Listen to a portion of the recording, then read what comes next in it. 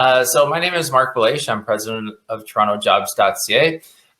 Want to thank everybody for being on here and for joining the conference, the Canadian Virtual HR Conference that we've put on together through 2020, and we will be doing that in 2021. Some people have been, I've been going through the networking area, so some people have been through there as well. So there'll still be time. There's about an hour left in the conference overall. But right now I'd like to introduce Matthew Vella. Matthew represents employers with respect to all aspects of labor and employment law, including union avoidance, wrongful dismissals, employment contracts, workplace policies, human rights, and WSIB issues.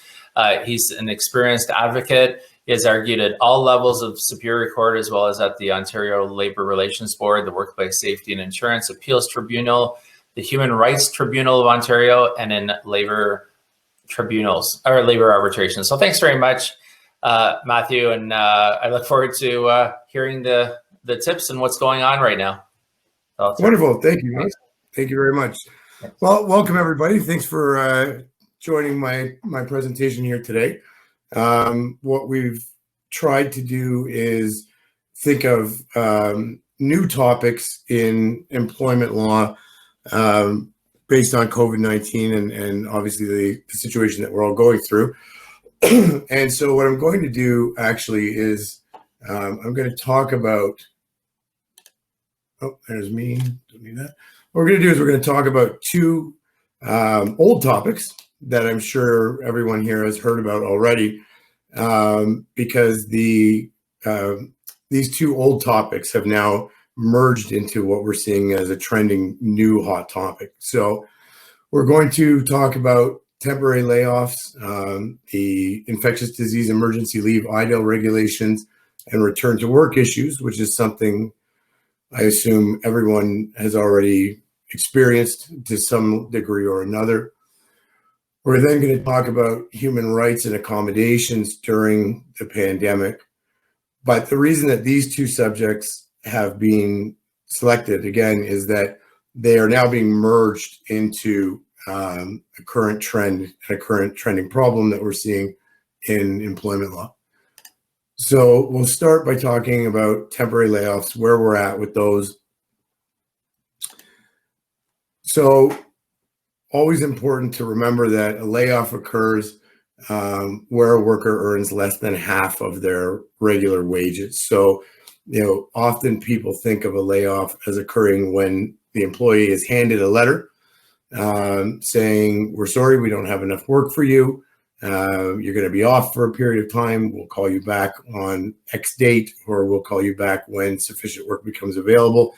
That's your traditional layoff. But during the pandemic, during COVID, a lot of people have been cutting wages or cutting hours. Hey, we only have work for you 2 days a week, or, we want to reduce your salary. We're going to reduce your hours. Those can also be layoffs, whether you're actually putting the person out of work or not. And so once you get to that 50% threshold, it's statutorily deemed to be a layoff. And so you may have people working for you right now who are at work today, but who are actually on layoff if they're earning half of what they used to. In the past, layoffs were always a contentious subject because the Employment Standards Act says that you can lay an employee off for a certain period of time. Common law tends to say that you can't. There's been some push and pull between the statute and the common law. But what an employee side lawyer will say is that in the absence of a written agreement, an employee will claim constructive dismissal for being put on layoff, for having a salary reduction or their hours reduced.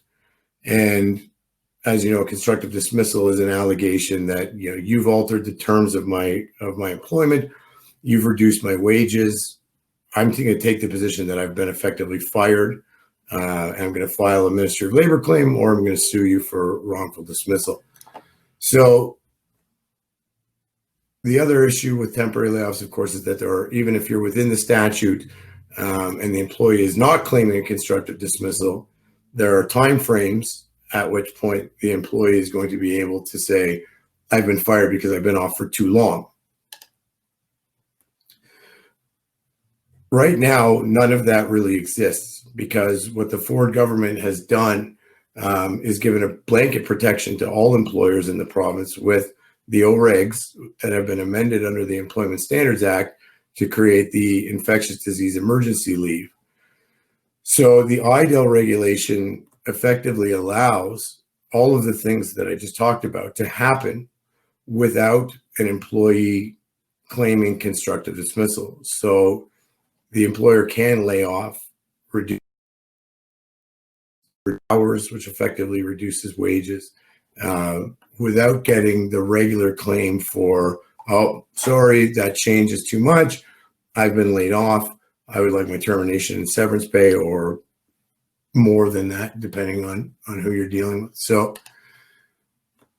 this is the regulation, or a summary of the regulation, 228.20, which is the IDEL regulation. It's important to note a few things here. All of these regulations apply to non-unionized employees. So to those of you who are unionized, you have to follow your collective agreements. Your collective agreements will have timelines in them for what a layoff can and can't be.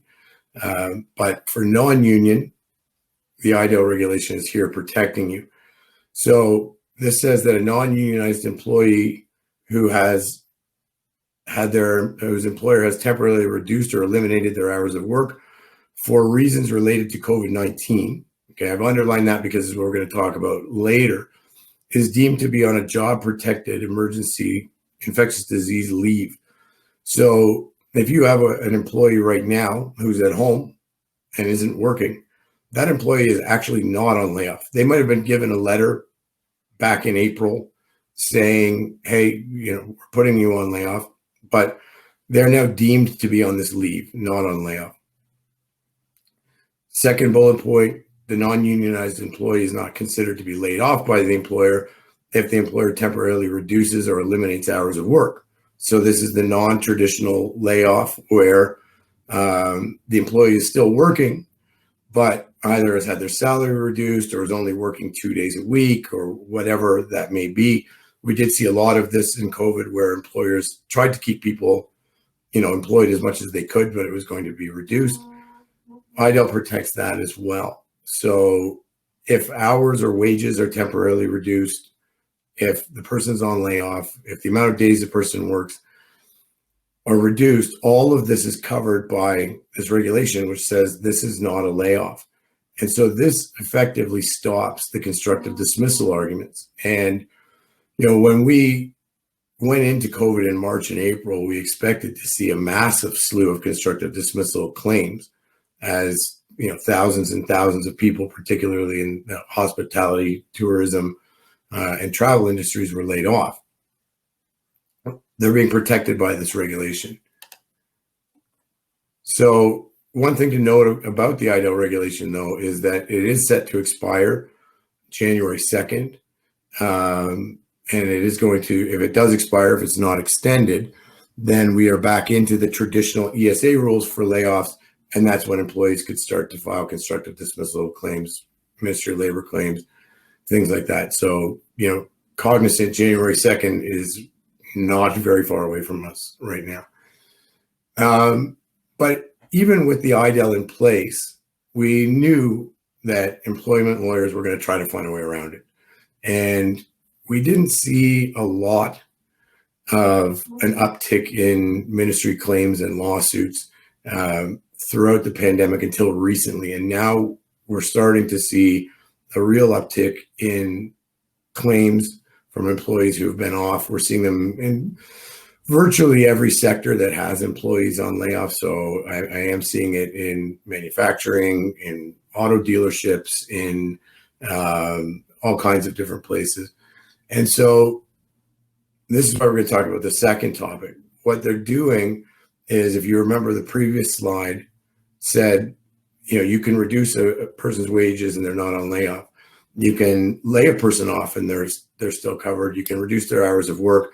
The IDEL regulation will protect you. But every one of those protections is by reason of COVID-19. And so the reduction in hours, the reduction in pay, the temporary layoff has to be for reasons relating to COVID-19.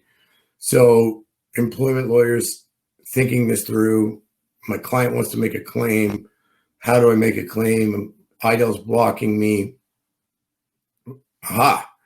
We'll say that they weren't laid off by reasons of COVID-19.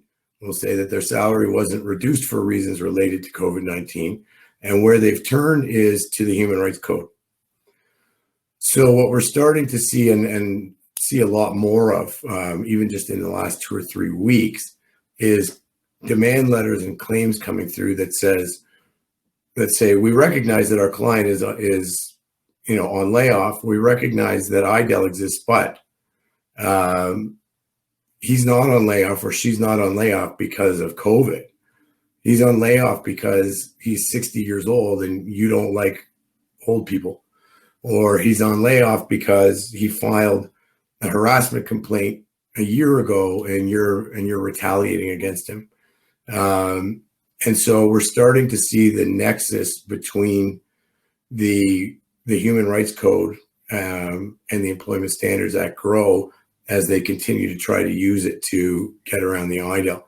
The other thing that we're seeing is employees putting forward lots of accommodation requests, sometimes very novel, unique accommodation requests, and then saying, well, the employer failed to accommodate, so I can't come to work, and it's your fault that I can't come to work, so now I would like my termination and severance pay. So again, people starting to get a little bit more unique in the way that they attempt to assert claims.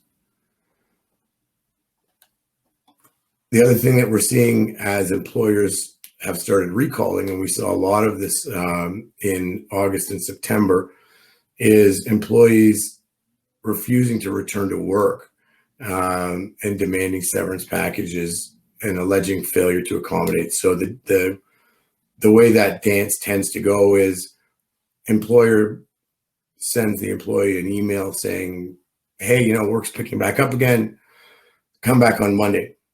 Employee sends email back saying, sure, I'd love to come back on Monday, but I have 5 conditions for my return of work. You're going to pay for a taxi every day so I don't have to take public transportation, and I'll never show up to work unless every single person in the workplace is wearing a mask. And if you have more than 30% of the people in the workplace, I'm too scared to show up. Employer says that those are too many restrictions, don't show up to work. Employee says, see, okay, failure to accommodate. And again, we get the demand letter.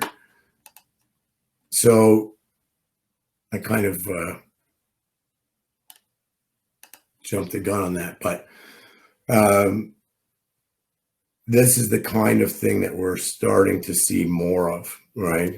We saw a lot of this in the early days of the pandemic as well for employers who stayed open. There was a long period of time throughout March, perhaps to May, where companies had made the decision, if they could, to stay open, and employees were not happy about that. So we had work refusals. Back then, we were dealing with the Ministry of Labor a lot on people saying, it's not safe to come back to work. My employer is not sufficiently keeping me safe at work. I'm refusing to work because it's not safe due to COVID. The Ministry of Labor took a really hard line on work refusals, particularly in April and May. And the ministry was very favorable to employers as long as the employers were safe. And we started getting decisions very quickly that said, general fears of COVID are not sufficient grounds for a work refusal under the Occupational Health and Safety Act, that the employee doesn't get to dictate what is and isn't a safe workplace as long as the employer is taking proper measures. They're fine. So employees then started, for legitimate reasons often, but started putting forward different accommodation requests. So I've listed here a few of them that I saw that I thought were particularly unique. people saying, I can't take public transit because it's not safe. So if you want me to come to work, then you're going to pay for me to take an Uber every day or a taxi every day. That was one of the ones we saw. The next bullet point is interesting because you see it on both sides. And I've had multiple workplaces where this one came up, where one employee says, I have asthma and wearing a mask recirculates the air into my face and agitates my asthma. So you can't make me wear a mask all day. And then you have another employee in the same workplace that says, I'm extremely high risk. I have a heart condition or I'm immune compromised.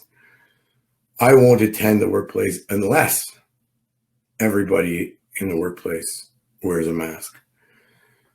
So, I mean, what employers tended to do is for the person saying that they couldn't wear a mask was to have them work from home. That's not possible in every job classification. Obviously, it's easier if you're in an office setting, and I'm working from home right now. So if I refuse to wear a mask, it doesn't really bother anyone. I think if I was wearing a mask, this presentation would be a little bit muffled. But in the situations that I faced were fairly simple because we simply kept those two employees apart by having them either rotate working from home or having the employee who wouldn't wear a mask work from home. But there are always considerations and concerns, and the employers are saying, well, maybe this employee is just refusing to wear a mask so that he can always work from home, right? There are obviously the accommodation requests with respect to childcare. That's still a big one for people. I know, my son goes to school 2 hours a week, right? Thursdays and Fridays. Lots of people have had to come up with alternate arrangements for childcare. There are daycares that open and then they close because they got a case. There are schools that open and close. There are teachers who have to self-quarantine all the time. So the childcare issue is still really a live one, and it's something I'm sure all of you in HR have been dealing with for the last 8 or 9 months already. But worth putting on the screen for that. So then the next one is the generalized anxiety about COVID. That's an interesting one because we took a really hard line against that position early on in the pandemic and said, your general fears of COVID are not sufficient for a work refusal. But what people have started doing now is getting doctor's notes saying, well, my patient now has an anxiety disorder because he or she's too scared of coming to work. And once it gets to that level, then it's obviously a mental health issue that needs to be addressed pursuant to the code and the accommodations. So, for all of these situations, it's extremely important that the request be handled properly and in accordance with the policies that you have in place or hopefully have in place. And what we've seen, where we've seen companies slipping up during the pandemic is making blanket rules and then applying them to everyone. So, we have a rule that you must be in the office 30% of the time, right? Or we have a rule that everyone must wear a mask, right? Perfectly fine rule, perfectly justifiable under health and safety laws. But what we've seen people get in trouble for is that when an individual comes forward with an accommodation request, that policy that's been enacted during COVID is just applied forcefully to everyone, right? And that's not technically proper pursuant to the Human Rights Code, right? So where people slip up with the Human Rights Code is what's called the procedural duty to accommodate. And the procedural duty to accommodate is the duty to assess each individual accommodation request and each individual circumstance based on the evidence that's available and based on sufficient evidence, and to for the employer to turn their mind to what accommodations could be made. And so it may well be that whatever the employee is asking for cannot be accommodated. It may well be that whatever the employee is asking for is not safe and you're not willing to accommodate it. But the failure to assess the situation for each individual employee is where liability will ground itself, and where an employment lawyer will come after you, again, taking the position that your failure to accommodate the employee means that the employee can never come back to work, and has effectively been dismissed, and that therefore termination and severance pay should apply. So it's important, and I know it can be frustrating, particularly if you're getting a lot of these kinds of requests, and they're sort of ever changing. But it's important that each one be assessed and that informed decisions are made. Informed decisions require proper documentation. So the employee saying, "I don't feel safe, I'm not coming in," isn't good enough. That employee needs to provide reasons as to why they can't come in, or medical documentation as to why they can't come in. And you need that as an employer, because if you're going to have to defend a decision, we've had employers who have taken the position that the employee has abandoned their job, and that the employee's refusal to return was job abandonment. And that's a feasible position, again, if the homework has been done to make sure that the employer has sufficient evidence, has turned their mind to the situation and assessed it, right? So, that's where, again, the Human Rights Code is being used to get around the IDAL regulations. And what we're really seeing right now, again, more so in the last 3 to 4 weeks, is employees who have been off for a long time, and either they're fed up and they're ready to make a claim because they thought they were going to get recalled in the summer and they didn't. And then maybe they thought they were going to get, or maybe they did get recalled for a little bit in September when everybody thought that things were going well, and then things turned around again. So we've got those employees who are just done with the situation and are looking to get their severance pay. And then you have the other side of the coin, which is employees who just don't want to come back and will try to find a reason to not come back, but to be able to garner termination and severance pay. So, compliance with the Human Rights Code and compliance, with the optics of the Human Rights Code, and being able to show a record of accommodation discussions, of accommodation requests, information requests, and things like that is important, because we're seeing more and more demand letters that say, well, we recognize that because of the infectious disease emergency leave provisions, you had the right to lay my client off, or you had the right to do this when you did it, but now that's not the case. Now the case is you're discriminating against my client. She told you that due to childcare she wasn't able to meet the requirements of the job. You didn't do a proper individual assessment of her circumstances or what positions could be available for her that would meet her needs, and therefore you've discriminated against her. We're taking the position that she's been fired, that this has nothing to do with COVID-19 now, and it has nothing to do with the IDAL regulations now. So we want our money. And so it's important to make sure that right now you're really, dotting your I's and crossing your T's. I think the last thing that I'll say, because I'm running out of time, is that it's also a good time to make sure that your policies are compliant, are updated, and are somewhat flexible for accommodation requests, because the starting point of any accommodation should be the employer's policies with respect to accommodations in the workplace that should guide the human resources decisions, and should guide the company's requests for information and actions.